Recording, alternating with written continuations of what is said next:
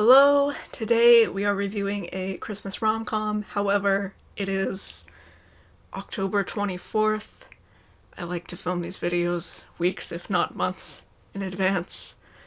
So while it is Christmas season on the channel, it is spooky season IRL, so you will just have to excuse the skeleton jumper. Today we are reviewing The Christmas Swap by Talia Samuels, and I am gonna say justice for this book. I read this and I enjoyed it. And then I looked at the Goodreads page, and the entire first page of reviews were like all 2-star reviews. No one liked this book. I'm the only one who liked this book. Even C.L. Clarke, aka the patron saint of sword lesbians, another lesbian fiction author who writes sci-fi, even they said they didn't like this. They're an author, and authors don't usually post negative reviews of books, so that's like crazy. It wasn't that negative, but still. Is this an incredibly written book? No. It's a fucking Christmas rom-com. It's cheesy. It has all the tropes. It's not breaking any new ground here. The prose isn't fantastic or out of this world. In fact, there are a couple moments where I'm like, that wasn't a very good line. But then a couple lines later, it would make a joke that was funny, and I'd be like, okay, I'm still on your side. I'm charmed. And most of the writing was perfectly acceptable, so I didn't mind that much at all. So while this wasn't a perfect book, I did give it 5 stars. I gave it 4.5, but I rounded up to 5 because of the haters. I needed to counteract the haters. This was good holiday cheer, and you guys are haters. It might be like a 4.25, but I'll still round it up to 5 stars. This book has a 3.34 rating, and I don't think that's justified. I think it could be a little bit higher. That's a little bit low. I enjoyed it more than a 3.34. Though that's actually not a terrible rating, now that I'm looking at it and thinking about it. But like the whole first page of reviews, which are like the top reviews, the most liked reviews, they were all like 2 stars. I don't think there even was a 3-star review on the first page. That's abysmal. That's so sad. This is just a Christmas novel. What did you guys expect out of a Christmas novel? This starts out exactly how you'd expect a Christmas novel to start out. We have Margot Murray, who's... I forget what she does, actually. I think she, like, builds websites or something. She works from home, but she has clients, and she ends up meeting this client named Ben, who needs a date for the holidays because he's the loser of his family, and he never brings a girl home, and he just doesn't want to hear it from his parents this year.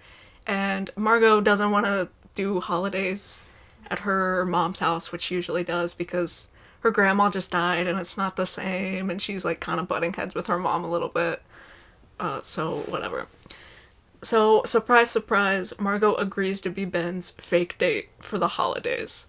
And Ben's family owns this hotel, but they're, like, shut down for Christmas, even though that kind of doesn't make sense, because that's, like, that would be a busy time of year to own a hotel and keep it open. That seems like a good time to keep your hotel open. If you're a hotelier watching this, I'm not, but I will give you unsolicited business advice to keep your hotel open during the holidays. But these guys are very family-oriented. They don't want to deal with guests, they just want to spend time with their family at Christmas. And oh no, Margot gets there, and Ben's sister is a hot lesbian. Her name's Ellie. This is the first year she hasn't brought a girl home. She brings a new girl home every year. She's kind of flighty, historically.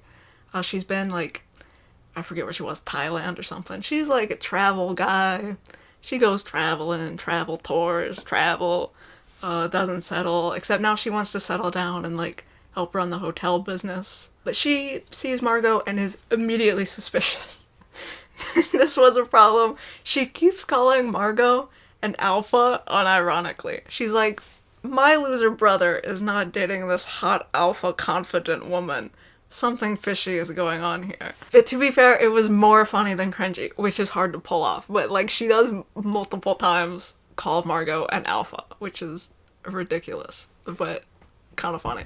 The humor in this worked for me. Maybe it didn't work for everyone, but like, it totally worked for me. And I thought this was actually funny.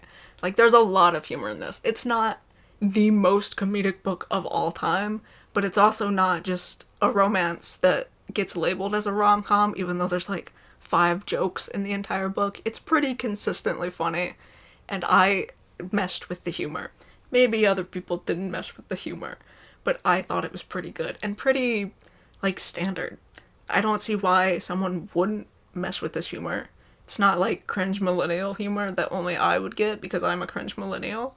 I thought it was pretty standard. Maybe it was cringe millennial and I just didn't pick up on it because I'm a cringe millennial. But Ellie is immediately convinced that Margot is gold digging her brother and is like pretending to be in love with him because she overhears him talking about paying Margot to be here like on this fake date. Actually, I don't even think he's paying her for the fake date. I think he's paying her because she runs his website or something. They have a business relationship, so she hears them over talking about money. She's like, this woman's a gold digger. I figured it out. And she's so confident in this very wrong assumption, and she starts like grilling Margot about it over breakfast, like subtly. And she asks her like 2 questions, and she's like, yes, I can feel her breaking at any time. And so they're kind of enemies at first, but not really. It's like a one-sided enemy thing. Margot's kind of anxious because she doesn't want to spill Ben's secret that they aren't actually dating. Also, she thinks Ellie's hot. And I like that they don't immediately get along here, at least especially from Ellie's perspective, because they end up spending a day together at the fucking markets. They buy cheese, whatever. It's cute. And the whole time Ellie is like, I know this evil woman is a gold digger and I will get to the bottom of this by the end of the day and then she will leave and I will save my brother. But the whole time she's asking questions and Margot's answering like pretty honestly and just being open about herself, and she's like actually a really nice, normal, down-to-earth person. And Ellie's like, yes, I know I'm supposed to hate her, but she's actually very nice and we actually have a lot in common. We're actually getting along a lot and I kind of like her. And so the relationship actually feels pretty realistic because of that, and it's not just like an insta love, insta attraction. I guess it is insta attraction, but like they don't admit that, you know. It's not an insta love romance where they just see each other and then they immediately fall in love because they're the only 2 lesbians in the lesbian romance novel. They really have a lot in common, and they used to live in the same area, and so they know like all the same local haunts, and they're both interested in the same music and the same comedy shows, and like they clearly get along. And the fact that they aren't even trying to get along, they're actually trying to keep distance from each other because Ellie thinks Margot is a gold digger and Margot's like just trying not to get too close so she doesn't accidentally spill the secret about her and Ben, and is trying to be kind of standoffish and appease the family. So the fact that they connect when they're not even trying to connect just really shows how in sync these 2 people are, and I really like their relationship. I like them as a couple. I think they work out very well. And then about halfway through the book, I guess this is spoilers. If you care about spoilers for the Christmas rom-com, I'm gonna talk about spoilers, I guess. But whatever. It's a fucking Christmas rom-com. You know what's gonna happen. About halfway through the book, Ellie finds out that this isn't actually a gold-digging scheme. Ben and Margot let her in on the secret. Margot and Ben have like become BFFs, and so they're like glad that the sister's in on it. And so, like, they have a 3rd person to, like, talk with and be themselves around. So around halfway through the book, Ellie finds out that Margot isn't a gold digger. She's just a lesbian dating her brother fakely so that he doesn't look like a loser. And then Ellie and her brother have, like, a conversation and, you know, how they both feel like outcasts in the family and, like, they're not perfect because they haven't settled down like their older sister. They bond. Good sibling stuff here. And then Margot and Ellie, like, pretty immediately get together and like connect and form a romantic connection.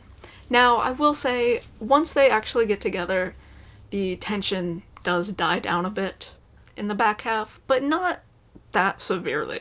I still really enjoy this. I do think the climax, argument, plot, controversy, what am I thinking of, tension, point of contention, why, I forget how English works. I do think that's kind of contrived.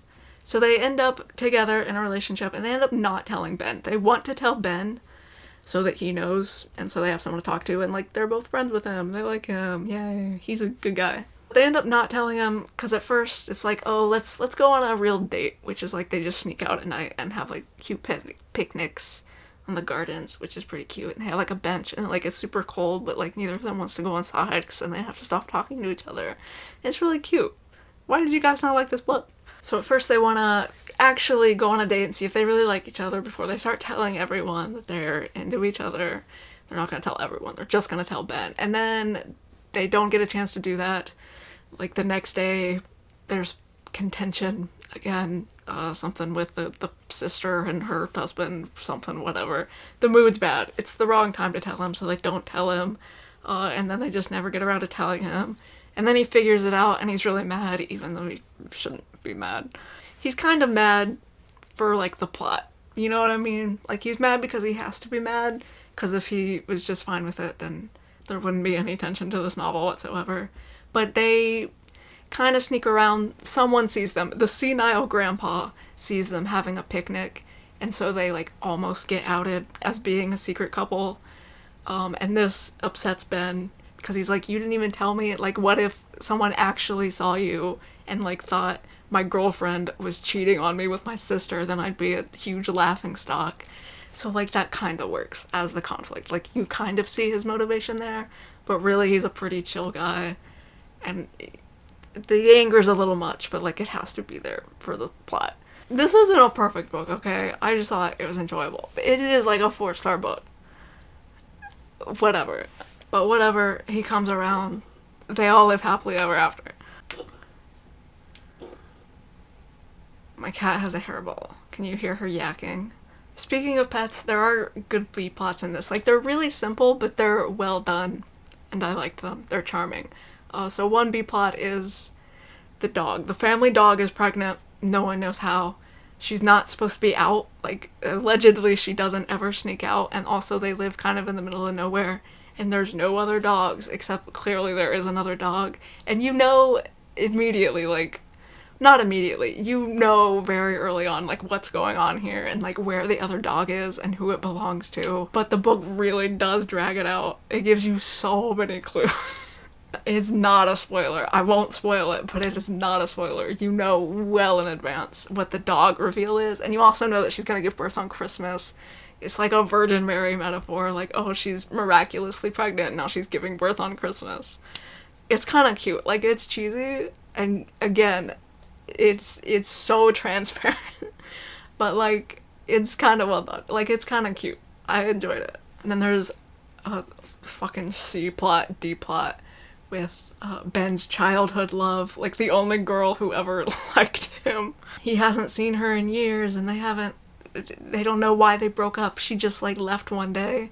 Guess what? She comes back, and then they figure out, like, why she left so mysteriously, and, like, the miscommunication there.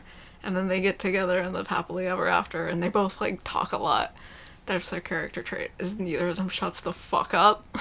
And so they're a perfect couple, and they are, because they were, like, childhood sweethearts. That's cute. It's a really minor romance plot, but even the straight relationship in this was cute, okay? The senile grandpa relationship is cute. Ellie is, like, really attached to him. She really loves her grandpa, and, like, he starts saying weird things, but you also know that some of the weird things are real. Again, he starts talking about a pony on the grounds, and everyone's like, oh no, grandpa's lost it. But, like, you know that the pony is this other dog that is the father of the puppies. And so, like it comes together. Sorry if that's a spoiler. It's not a fucking spoiler, you know. So Grandpa hasn't lost it as much as everyone thinks he has, and that's kind of good news. That's kind of cute. There's a cute family bonding here. There's also some, I think, pretty well done for a cheesy romance novel stuff about Margot's ex. She's actually recently been dumped. That's another reason she wants to go with Ben, because she used to spend Christmas with her ex-girlfriend Taylor, who was emotionally abusive. And Margot comes to terms with that over this book, but kind of slowly. Like, okay, realistically, this book takes place over the course of, like, a week, so it's really only a couple of days, but in book time, it feels like it takes her a while. And normally in romance novels, someone is like, your ex sounds abusive, and then the main character suddenly like, yeah, my ex was abusive, which isn't very realistic. Like, people are adverse to admit that they've been in that situation, and it takes them a lot of time to admit that. And in this, Ben starts showing her articles about emotional abuse, and she's like, that's kind of interesting. I might read that on my own later. Just you know, for, like, information, curiosity. That didn't happen to me, but I'll look into that. I'll do some research into that topic for no reason. And she starts to slowly realize a lot of Taylor's problematic behaviors, and, like, starts talking to friends she got cut off from and her mom, and like recognizing that things aren't good. And then there's also a moment where she kind of goes back to Taylor for a bit and like talks to her because there's like an argument. You know how books work. But then even talking to Taylor and like relapsing, she's like, actually this kind of sucks. I'm gonna be done with Taylor. And so she kind of moves on from that abusive relationship and comes to terms with like what it was. Not like fully. You do get the sense that again she's gonna do more work in the future after the events of this book, which takes place over like a week. But I thought that was a better portrayal than some other cheesy romance novels would give that kind of storyline. And it's also not like overly therapy speaky.